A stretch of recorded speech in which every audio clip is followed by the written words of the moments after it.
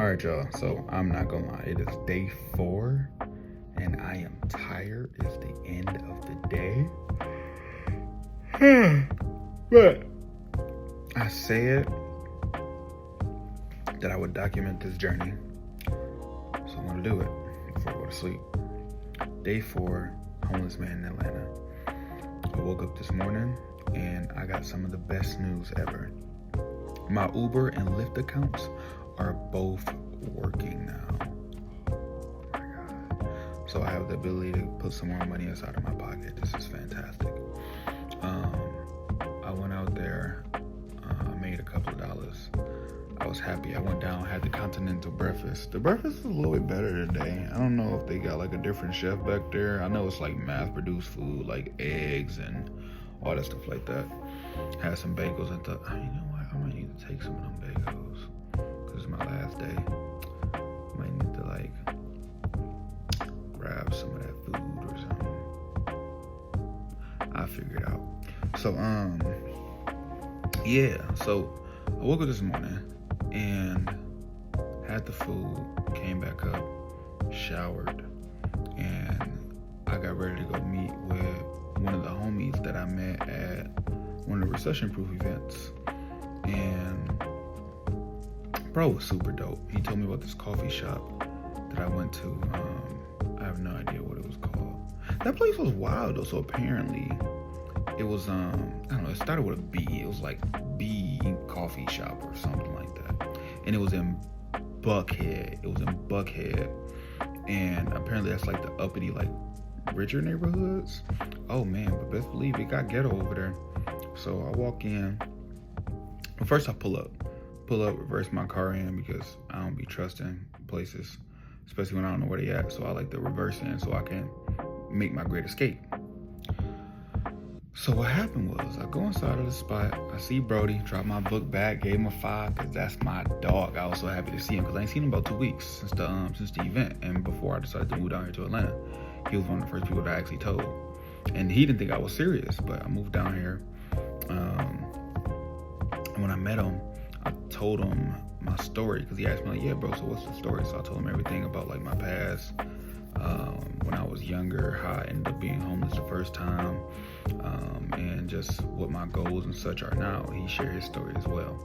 The reason I say it got crazy out there, it was a young girl and her mother, and went to go shit. It was like grabbing some type of drink or something. They had like this freezer or refrigerator section. The younger girl went to go grab her stuff. And when I say younger girl, I mean like she at least like a teenager at least. You know what I'm saying? She may be like 18, 19, not sure.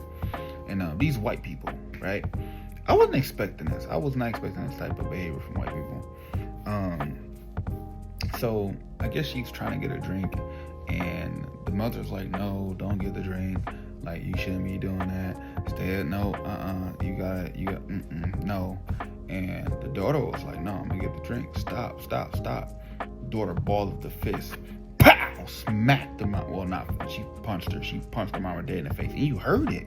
Like, it wasn't like no little baby, it was like and you heard it. I'm like, Brody in the middle of telling me his story, but I'm trying to stay engaged with the story while he telling me. And I'm sitting there looking like, dang, she just blew her mouth out. Like, she sent her jaw flying. And the mother was sitting there like this for a minute. And I'm like, oh my God, they about to fight. But she was like, nah, you know, she tried to be like, all right, cool. She was calm. She was collective. She had way more composure than me. Because first off, if it was my mama, bro, put elbows on my neck. You better quit playing. So that was the thing. The younger girl ended up putting the mother in a headlock, and the mother had struggled to fight and got her out of the door. And I was like, oh, okay, cool. Later on, when I went outside, I guess they was arresting the young girl or something like that. I'm not exactly sure what was happening. I was trying to leave. I didn't really care. But I was talking to Brody, and he said, hey, yo, bro, come slide back to the crib. You know what I'm saying? I'm going to show you where I stay at, show you how I'm living. Boy, inside this gated community, big, nice white house. He a real estate agent out here in Atlanta. I posted his video on my IG. So depending on where you're seeing this at, go follow me on IG at I am James A. Williams. The same thing on YouTube. But so yeah, go back to Brody crib. He showed me a place where you want to start shooting content and stuff like that. I said, bet, let's get it. Got a nice pool in that thing, nice gym, nice actual pool. You can play pool like an entertainment room and stuff like that. His place was lit. He showed me to the apartment, and I gave him some game on different things that he could do for his business, because I do know a decent amount of stuff about business. So I was telling him about different systems, procedures, processes, stuff like that. Gave him some motivation, helped him shoot his first piece of content, recorded it, edited it for him, posted it for him, and gave him some other resources. Boom, we was good. We was rocking. He let me know that if I ever needed something, I come slide through at his crib. You know, and I'm probably not really gonna ever ask him, but he did give me the option. If things get bad, or if it get too cold, or if it's like a hurricane or something, then best believe I'm gonna be at Brody, you know.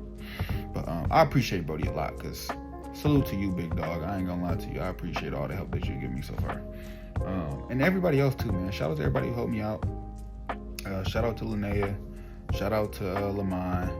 Shout out to Gia. Shout out to Tariq. Shout out to Kiera. Shout out to anybody who helped me out through this journey. I may not have had everybody's name, but I appreciate everybody who's helped me out through this journey so far. Oh, shout out to Libby. Shout out to Libby for I ain't gonna lie, she tossed me some money for some food and stuff like that. You know, if I forgot you, it ain't no bad blood, nothing like that. It's just a lot of people have poured into me. I don't believe that anybody does anything by themselves. They just have people that help them, that chose to stay silent. And I just want to recognize people who did help me, so I appreciate all y'all. But yeah, so I did that. After I left there, I did Uber for a little minute. I met some people, and they was telling me about what it was like in Atlanta. And it seems like everybody that's in Atlanta is not from Atlanta. Like, they was not born here. I don't think I picked up one person while I was doing Uber that said that they was from here. It was like from New York, and like I got some people that was from Ohio, Indiana. You know what I'm saying? You got people kind of from everywhere. But no, I didn't pick up no I'm from Atlanta and I've been here my whole life people. I just haven't seen that. But they did put me to the places that's good, the places that's bad. But that's the reason why I wanted to do like Uber and Lyft and stuff like that, so that I can have the ability to learn more about the people here. And I didn't know if people were gonna be standoffish or not, but they not. It seemed like everybody in the South was talking. Even a white man I picked up, he was really, really cool too. He was telling me about how bad the traffic was, and I had another guy tell me about to stay away from traffic between like 4 and 7. He said traffic is real bad, and I was in traffic with him. I was like, oh yeah, it definitely gets steep. So between 4 and 7, I probably won't be doing any Uber or Lyft, but anytime before then and after that, I'll probably be doing it, because they be kind of straight through. I feel like you get a lot of rides during that time, but if you stuck in traffic the whole time, it kind of defeats the purpose. Let's see, what else did I do? When I came back, I had that's right, I took a nap because I was tired, dog. Took a nap, and then when I woke up from the nap, I had a meeting with David Power Talk. He's one of the people who has helped me get into the motivational speaking realm, which is also the reason why I'm documenting this journey. So when I make it big and I got all these big bands and stuff like that, people are like, oh man, you always had like this. No, bro. I was messed up. All my stuff is in a storage unit right now. I only have this hotel because somebody paid for it for me. I didn't pay for this. I'm not gonna act like I'm all uppity and rich and stuff. I am not. I'm trying to get there. I want to be there. Best believe I want to be there. I'm currently not, though, and that's the reality of the situation. I'm not gonna be one of those fake YouTubers and put out fake content just because of blase. I'm giving you all the real. I have this hotel because somebody else paid for it. I didn't just up out of my own pocket with this. That's just not true. People have been helping me out, and I'm not gonna sugarcoat that. I did get a hotel in Miami as well as my flight and stuff like that. Paid for a lot of this stuff for Afterpay because I ain't got the cheese right now, just being realistic. I'm gonna get the cheese from doing like Uber and stuff like that, but I just don't have it on hand, and I'm going to go speak in Miami. And until I'm to the point where people are paying for my travel and stuff like that, I gotta come out of pocket for it. So that's been pretty much the whole day at day 4. There's a lot of things that happen in between. I'm supposed to be linking up with Tariq, my homeboy that I met, the real estate agent at the coffee shop. Supposed to be meeting up with him tomorrow for Taco Tuesday. And he's supposed to be introducing me to some people. But this is the grind, man. I'm networking. Just doing my best to make it happen. Yeah, it is a journey, though. I promise you that. It is a journey. And if you want to stay in touch with all of the things that's happening inside of my life, and you just want to tag along for the journey with James to the top, then, hit the like button, follow, subscribe, wherever you may be seeing this.